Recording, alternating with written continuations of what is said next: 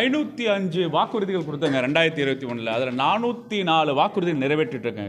91 வாக்குறுதிகள் ஒன்றிய அரசு சம்பந்தப்பட்ட வாக்குறுதினால் ஒன்றிய அரசு கிட்ட நிலுவையில் இருக்குது. அதில் ஒரு 10 வாக்குறுதிக்கான அரசாணைகள் இன்னொரு 2 வாரத்தில் வந்துடும். அப்போ எங்களோட ஸ்ட்ரைக் ரேட் பார்த்தீங்கன்னா 84% ஸ்ட்ரைக் ரேட்.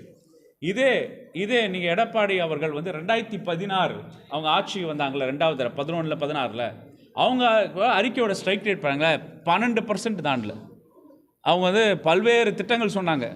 மொபைல் ஃபோன் திட்டங்கள் சொன்னாங்க, ஸ்கூட்டர் கொடுக்குறேன்னு சொன்னாங்க, கடல் சார்பில் வணிகத்தை நாங்கள் இம்ப்ரூவ் பண்ணுறேன்னு சொன்னாங்க, மெட்ரோ ரயில் பதிலாக மோனோ ரயில் திட்டங்கள் சொன்னாங்க. கிட்டத்தட்ட அவங்க ஸ்ட்ரைக் ரேட் 13%, எங்களோட ஸ்ட்ரைக் ரேட் 84% கிராஸ் பண்ணியிருக்கோம். அதில் கூட பார்த்தீங்கன்னா ஒன்றிய அரசு சம்மந்தப்பட்ட உள்ள வாக்குறுதிகள் ஒன்றிய அரசோட சப்போர்ட் சிஸ்டம் இல்லாத காரணத்தினால்தான் அதுவும் முழுமையடைமையாக இருக்குது. அதை தொடர்ச்சியாக ஒன்றிய அரசுக்கிட்ட நிர்பந்தம் பண்ணிகிட்ருக்கோம். உங்களுக்கு மகாத்மா காந்தி பேரில் UPA 1 அரசாங்கப்போ பொது உடைமை கட்சிகள் சேர்ந்து திராவிட முன்னேற்ற கழகம், காங்கிரஸ் பேரியக்கமாக சேர்ந்து கொண்டு வந்த ஒரு அருமையான திட்டம் மகாத்மா காந்தி ஊரக வேலை கேரண்டி ஸ்கீம்.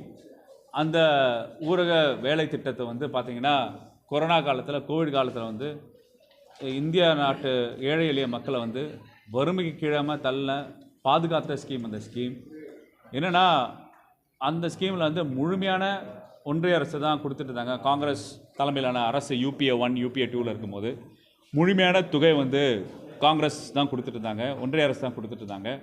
ஆனால் பாஜக அரசு பொறுப்பேற்ற பின் கொஞ்சம் கொஞ்சமாக அவங்களோட நிதி ஒதுக்கீடு குறைக்க ஆரம்பித்தாங்க. பல்வேறு மாநிலங்களில் கொடுக்குற அந்த நிதியை தாமதமாக கொடுக்க ஆரம்பித்தாங்க.